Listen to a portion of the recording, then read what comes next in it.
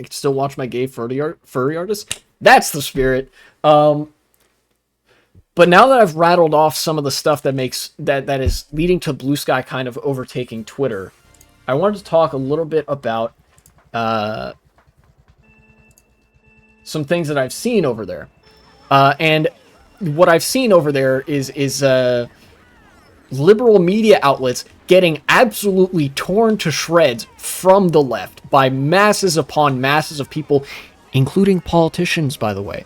AOC, Ilhan Omar, many members of the what's called the Justice Democrats, that's basically the populist, like, left faction of the Democratic Party in America, have been, like, absolutely going in on news outlets for doubling down on their reactionism and sort of preemptively bending the knee to the incoming Trump administration. You know, it's much more on that subject of liberalism being the moderate wing of fascism, and news outlets being controlled by the wealthy being some of the first to capitulate.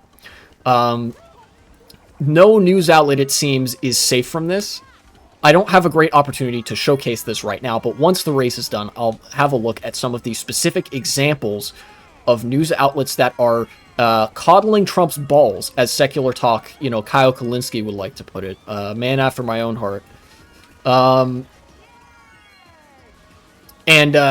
You know, suffice it to say, it doesn't inspire confidence in their reader base, their viewer base, or the general public at large. Opinions on RFK Jr. being the health secretary. Two things. Number one, we're all fucked. Number two, it is extremely funny. And number three, it was also really funny that Trump forced him to eat a Big Mac. Because he looked like he was visibly in pain.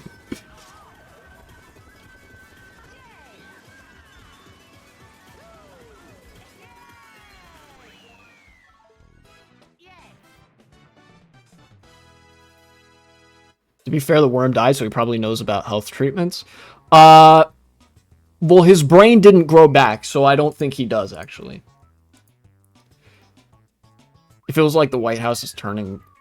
Feels like the White House is turning into the Office TV show. It is a little bit like that. A little bit. Fitting with the themes of reality TV and whatnot. Heard measles was planning a comeback. Yeah, measles. We got some cases of the bird flu going around as well. But let's find some examples of liberal media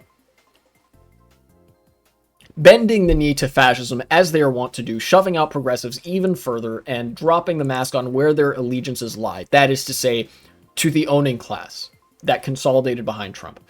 Here we have Joe Scarborough. MSNBC Morning Joe hosts Joe Scarborough and Mika Brzezinski meeting with Trump in bid for, quote, new approach to coverage. And by new approach, they mean they're going to coddle Trump's nuts even more. They went to Mar-a-Lago over the weekend where they agreed to restart communications with the president-elect. So that's MSNBC and Joe Scarborough, who used to be a Republican congressman, by the way, bending the knee. Then we have Washington Post. The Washington Post is holding their... This is from Midas Touch reporting on this. Washington Post Live 2024 Global Women's Summit.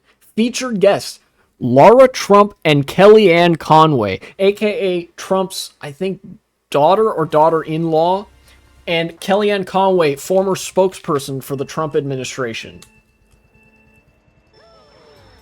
We're so feminist, we're going to have our women's event be hosted and you know, discussed by two of the most fucking reviled women on earth who hate other women and want to take all of their rights away. Great, you know, thank you, very cool. And then I believe there was also a bit from NPR. If I find a good opportunity, I may be able to scroll further down to highlight that. And the New York Times as well, I believe. NPR, New York Times, Washington Post, MSNBC, like, it's basically every, every news outlet of note is going this route of appeasing the fascists and just becoming fascists. An example of what I was talking about when I mentioned that not only does liberalism sort of give birth to fascism as a child ideology, but it literally itself becomes fascism. Yeah, we're so girl boss and inclusive that we support fascist women. Truly a tale of, liberal inclusion politics and whatnot.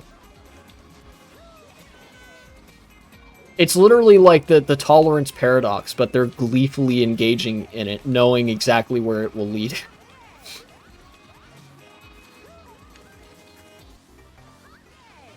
Yeah. Time for Shetler. Oh yeah, Sheetler, Whitler, White Woman Hitler.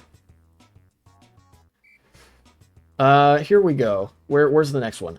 Here's the Atlantic. Is wokeness one big power grab? This is I believe this is a ideas piece. This is like a column bit. Behind much of social justice discourse is self-interested struggle for power.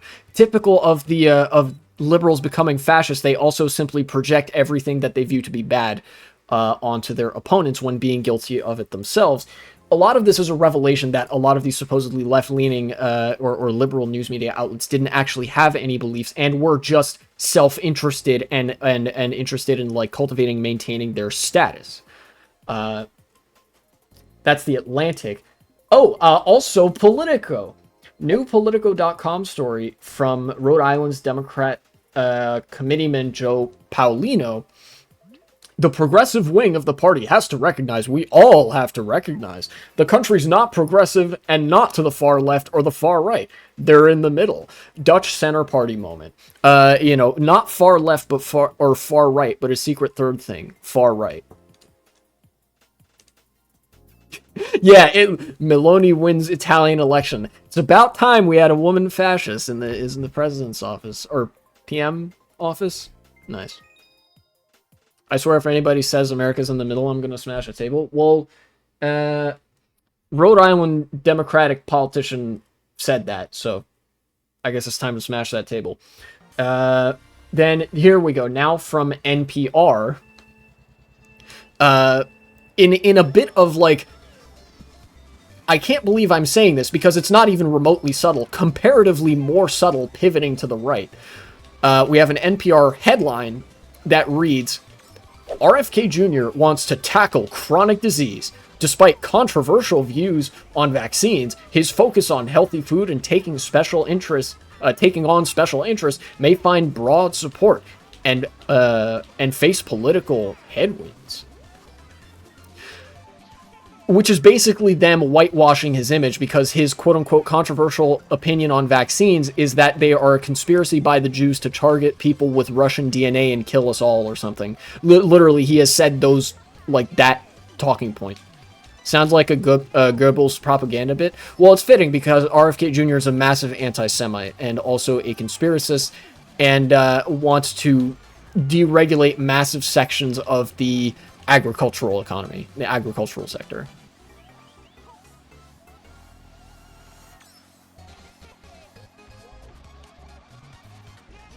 Feel like they're trying to get the worst possible thing to happen. Talking about Republicans here. Yeah, that's the name of the game for Republicans is we want bad things to happen,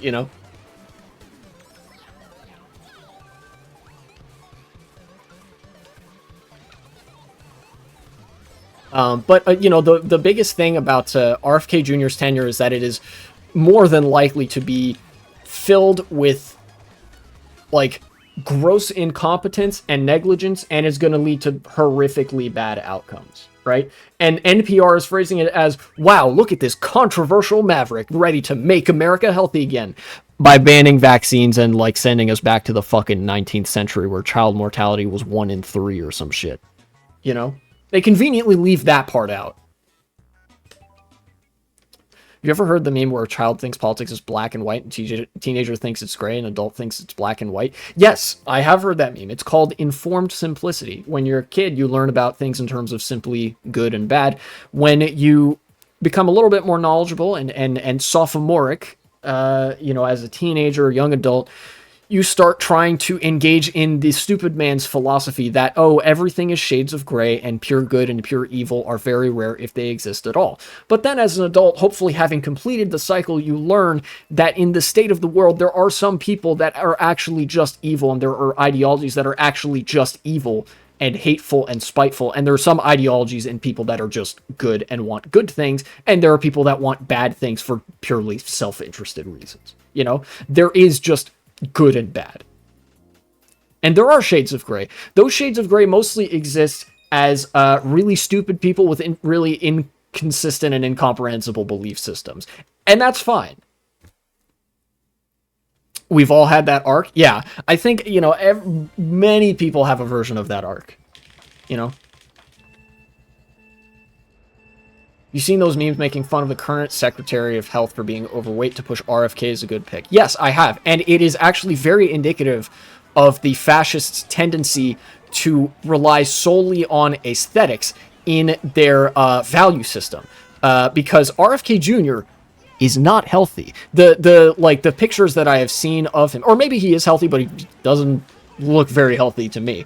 They pick out pictures of him that are like muscular and stuff, but he's red as a fucking beet. Like, that man's gonna have skin cancer or something, if that's what I think it is. Like, if you're getting sunburned to the point that you're red, like, motherfucker, your health is on the line. And of course also the fact that RFK Jr. has had a brain worm literally eat a part of his brain and is medically stupid. And meanwhile, the current Secretary of Health, while she is, overweight, is a medical doctor and is an expert in the field of health and understands what makes for good health policy to basically cultivate a healthy population at large, It's like, oh, who's a better pick for the Department of Science? Person who's actually a scientist, or really swole, muscular, handsome-looking guy who's actually a retard? Checkmate, liberals. It's just that. That was probably him sweating. I didn't see sweat. I think he was just sunburned as fuck, man.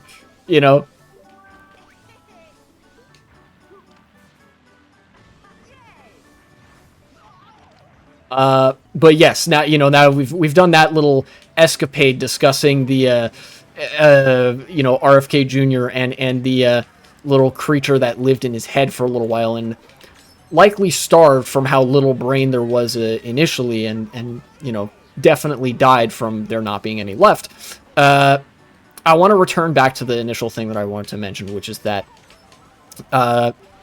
true to the mantra that liberalism is the moderate wing of fascism, or in some of my phrasings, that fascism is the extremist wing of liberalism.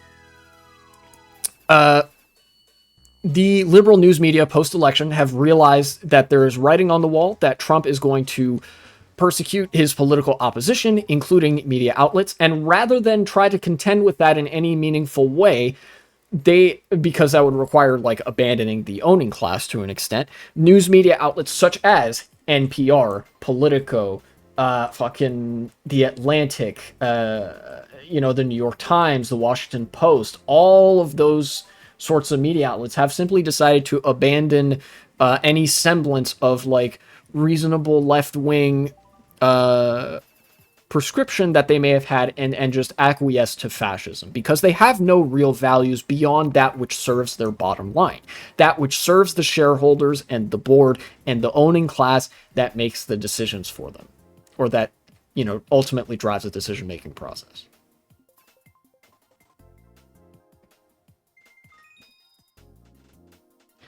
But yeah, ultimately, just to wrap it up, I mainly wanted to highlight, news media to make the example of scratch a liberal and a fascist bleeds, etc., etc. You guys know the story. Liberalism in crisis retreats into reactionism as a product of the owning class, etc., etc. And now we're going to have to contend with that over the next several years as news outlets all effectively just become Fox News or the Daily Mail or some bullshit right-wing rag to coddle Trump's balls. Again, shout-outs to Kyle Kalinske from Secular Talk, and I'll just say cut the segment there if that becomes a segment. Whoa. Thanks for watching, and support the channel if you would be so kind.